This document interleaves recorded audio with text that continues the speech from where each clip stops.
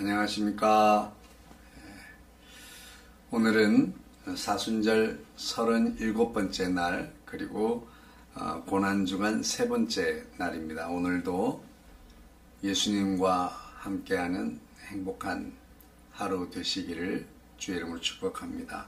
오늘 함께 읽으실 하나님의 말씀은 마가복음 제14장 53절로 72절까지 말씀인데요. 좀 길지만 제가 다 읽도록 하겠습니다. 그들이 예수를 끌고 대제사장에게로 가니 대제사장들과 장로들과 서기관들이 다 모이더라. 베드로가 예수를 멀찍이 따라 대제사장의 집들 안까지 들어가서 아랫사람들과 함께 앉아 불을 쬐더라. 대제사장들과 온 공회가 예수를 죽이려고 그를 칠 증거를 찾되 얻지 못하니 이는 예수를 쳐서 거짓 증언하는 자가 많으나 그 증언이 서로 일치하지 못함이라. 어떤 사람들이 일어나 예수를 쳐서 거짓 증언하여 이르되 우리가 그의 말을 들으니 손으로 지은 이 성전을 내가 헐고 손으로 짓지 아니한 다른 성전을 사흘 동안에 지으리라 하더라 하되 그 증언도 서로 일치하지 않더라.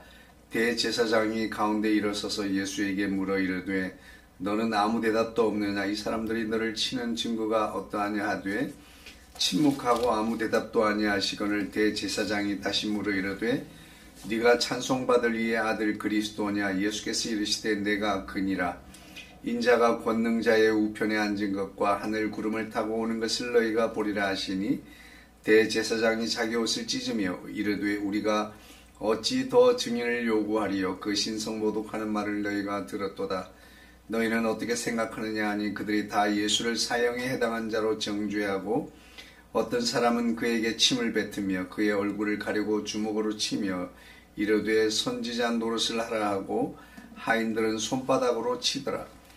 베드로는 아랫뜰에 있더니 대제사장의 여종 하나가 와서 베드로가 불 쬐고 있는 것을 보고 주목하여 이르되 너도 나사렛 예수와 함께 있었도다 하거늘 베드로가 부인하여 이르되 나는 네가 말하는 것이 무엇인지 알지도 못하고 깨닫지도 못하겠노라 하며 앞들로 나갈새 여종이 그를 보고 곁에 서 있는 자들에게 다시 이르되 이 사람은 그 도당이라 하되 또 부인하더라. 조금 후에 곁에 서 있는 사람들이 다시 베드로에게 말하되 너도 갈릴리 사람이니 참으로 그 도당이니라. 그러나 베드로가 저주하며 맹세하되 나는 너희가 말하는 이 사람을 알지 못하노라 하니 닭이 곧 두 번째 울더라. 이에 베드로가 예수께서 자기에게 하신 말씀 곧 닭이 두 번 울기 전엔 네가 3번 나를 부인하리라 하심이 기억되어 그 일을 생각하고 울었더라. 아멘. 예수님은 밤중에 기도하시다가 불법적으로 연행되어 재판을 받게 됩니다. 한밤중에 이 대제사장의 무리들은 예수님을 죽이기 위해서 재판을 진행을 했습니다. 여러 가지 거짓 증인들을 세워서 어떻게든지 예수님을 죽일 증거를 찾으려고 하는데 증언이 서로 일치하지 않는 거예요. 그러던 중에 어떤 한 사람이 그런 증언을 합니다. 이 사람이 성전을 헐면 내가 다시 사흘 만에 짓겠다라고 하는 이야기를 했다고 하는 겁니다. 그래서 거기에 대해서도 예수님은 침묵하셔요. 그런데 대제사장이 묻습니다. 네가 그리스도냐라고 말이죠. 네가 하나님의 아들 그리스도냐라고 질문을 할 때에 예수님께서 명확하게 말씀하십니다. 내가 그니라.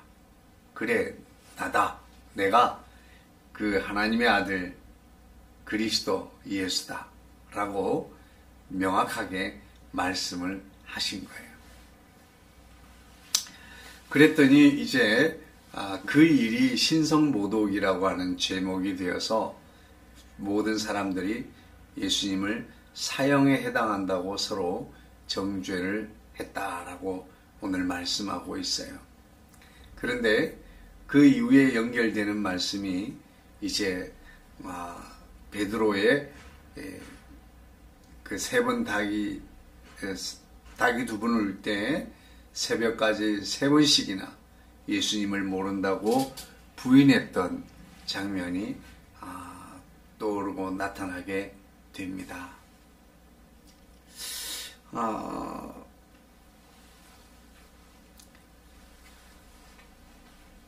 대제사장 그리고 서기관 장로들은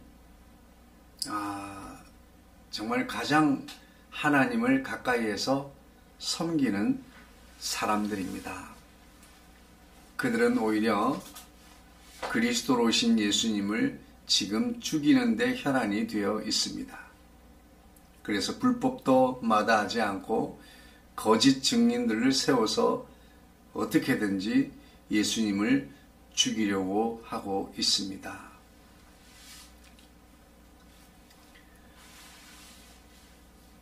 예수님의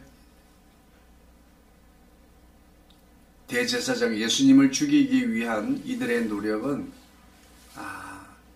그들이 예수님에 대해서 바르게 알지 못한 까닭에, 그리고 자신들의 위치를 두렵게 하기 때문에, 위험하게 하기 때문에 죽이려고 하고 있는 것입니다. 그들은 예수님을 죽이기 위해서 지금 예수님과 마주서 있습니다. 그런데 제자들은 어떻습니까? 제자들은 예수님이 높은 자리에 오르게 되면 나도 높은 자리에 오를 수 있겠다라고 하는 그 한 자리 하겠다는 욕심을 가지고 예수님을 따라다녔습니다. 또 자신의 개인적인 욕심은 없었다 할지라도 민족의 해방이라고 하는 민족주의적인 그 욕심을 가지고 예수님을 따라왔습니다. 그런 여러 가지 목적들을 가지고 예수님을 따라왔지만 정작 예수 그리스도에 대하여 그들은 관심이 없었습니다. 지금 예수님을 죽이려고 하는 대제사장, 서기관, 장로들은 예수님에 대해서 관심이 없습니다.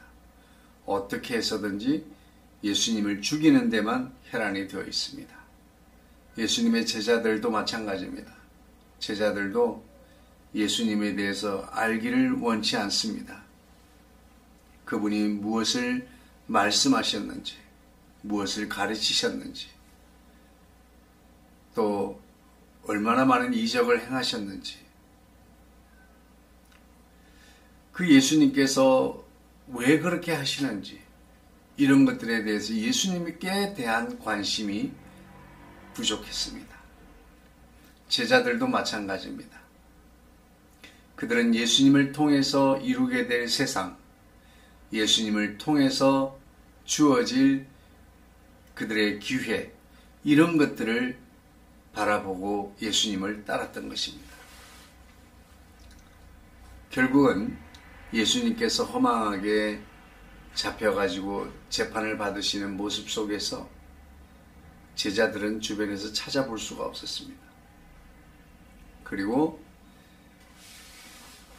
한 사람, 오직 한 사람 베드로만을 찾아볼 수 있었습니다. 하지만 그 베드로조차도 나는 결코 예수님을 부인하지 않겠습니다.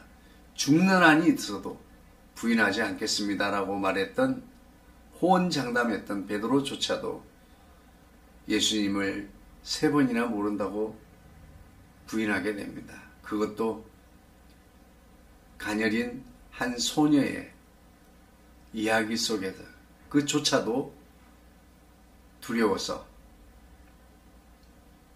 예수님을 부인하기에 이르렀습니다. 오늘 저와 여러분은 우리의 욕심, 우리의 기대, 우리의 바램에만 관심을 가질 것이 아니라 오늘 본문을 통해서 주님이 우리에게 말씀하시는 것은 우리가 더욱 주님을 알기를 원한다 하는 것입니다. 주님께 더 관심을 가지라고 말씀하고 있습니다. 지금 이 성경에 있는 등장하는 예수님을 둘러싸고 있는 주변 사람들은 예수님 당신에 대한 관심이 전혀 없습니다. 오직 자기들의 목적만 관심이 있습니다. 예수님을 죽이려고 하는 관심을 가진 사람, 예수님 덕에 한자리를 하려고 하는 제자들, 예수님께서 강력한 통치력으로, 리더십으로 로마를 물리치고 다윗의 왕조를 이어가는 그런 강력한 나라를 재건하게 될 것을 바라는 그 민족주의적인 그 애타는 마음, 오직 그것에만 관심이 있습니다. 예수님이 누구신지, 무엇을 원하시는지, 무엇을 가르치셨는지, 무엇을 하셨는지, 이런 것들을 알기를 원하십니다. 오늘날에도 여전히 마찬가지입니다. 오늘 저와 여러분에게도 주님께서는 주님을 더 잘 알기를 원하십니다. 주님의 뜻을 잘 알기를 원하시고 있습니다. 오늘 저와 여러분, 어제 하루를 지나면서 예수님에 대해서 묵상하는 시간을 가지셨는지요? 나는 그 예수님을 둘러싸고 있는 주변 사람들 중에서 나는 어떤 위치에 있는가? 예수님을 바라는 게는 가룟 유다와 함께 예수님을 잡으러 온 무리들, 여전히 기도해달라고 할 때에 기도하지 못하고 잠들어 있는 베드로, 야고보, 요한, 그들과 나는 과연 어디쯤 있는가 한번 생각해 보라는 제가 말씀을 전했는데 묵상을 해보셨는지 모르겠습니다. 오늘 저와 여러분은 예수님을 3년이 넘게 따라다니면서, 그리고 베드로는 수제자입니다. 으뜸이 되는 제자예요. 그 제자 베드로의 실망스러운 모습을 볼 때 우리는 낙심하는 절망감이 듭니다. 아유, 베드로가 저렇게 했는데 우린 두말할 것이 없다. 그렇습니다. 그것을 인정하셔야 돼요. 우리가 더 굳은 의지와 결심으로 믿음을 결단하는 것이 아니라 오늘 저와 여러분들은 우리의 연약함을 인정해야 됩니다. 베드로는 그 자신의 3번이나 부인을 하고 예수님의 말씀이 생각나서 베드로는 울었습니다. 그렇습니다. 우리가 할 수 있는 일은 주님 앞에서 가슴을 치며 우는 일입니다.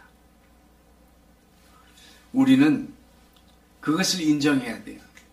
아니하고 더 굳센 믿음을 가지고 그 의지를 가지고 하나님을 더 잘 믿어보겠다고 하는 이런 결단이 필요한 것이 아니라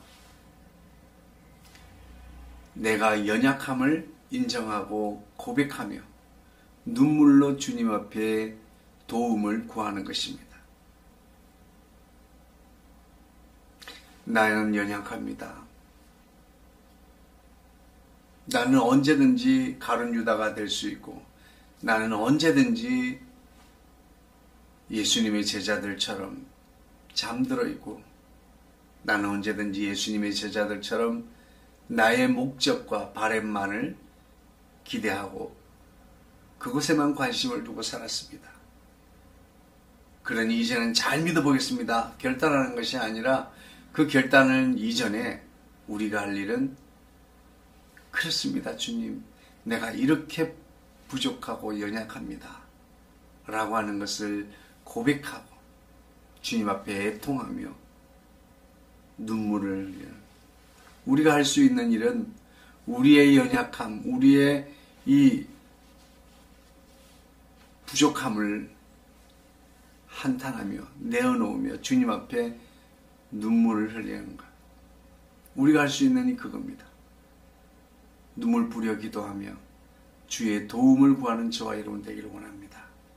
이 사순절 기간에 내가 예수님 때문에 눈물 지을 수 있는 그런 은혜가 임하기를 바랍니다. 예수님의 십자가를 생각하면 우리는 눈물이 멈출 수가 없습니다.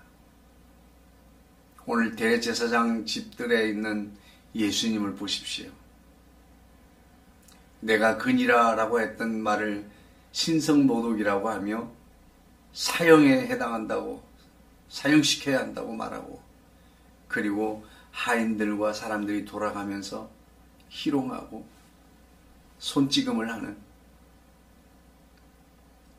이런 가슴 아픈 일이 벌어지고 있는 현장에서 우리는 이 예수님을 깊이 생각하기를 원합니다. 오늘 예수님은 나를 위해서, 오늘 예수님은 세상의 구원을 이루기 위해서, 오늘 예수님은 가룟 유다가 되기도 하고 깨어 기도하라고 하지만 잠들어 있는, 주님을 언제든지 부인할 수 있는,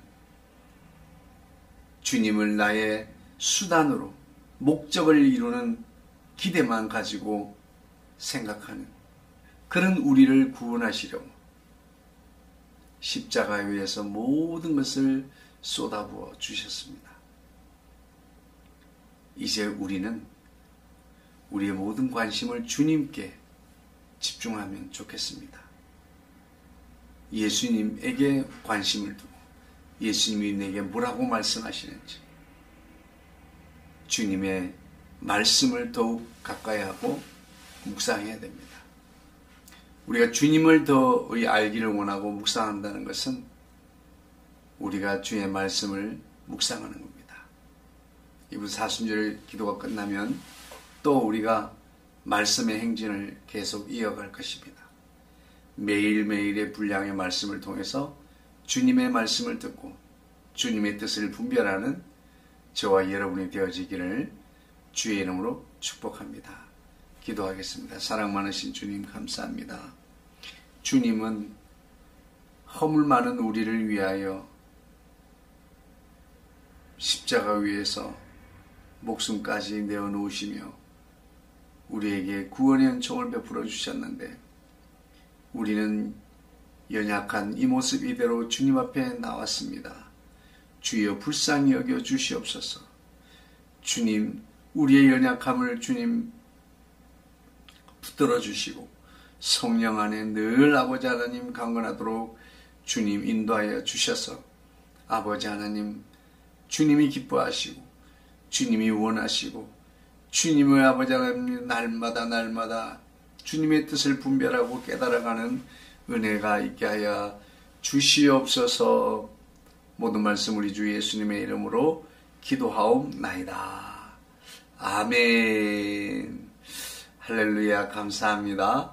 오늘도 힘내시고 화이팅 하시기 바랍니다. 사랑합니다. 축복합니다. 응원합니다. 샬롬.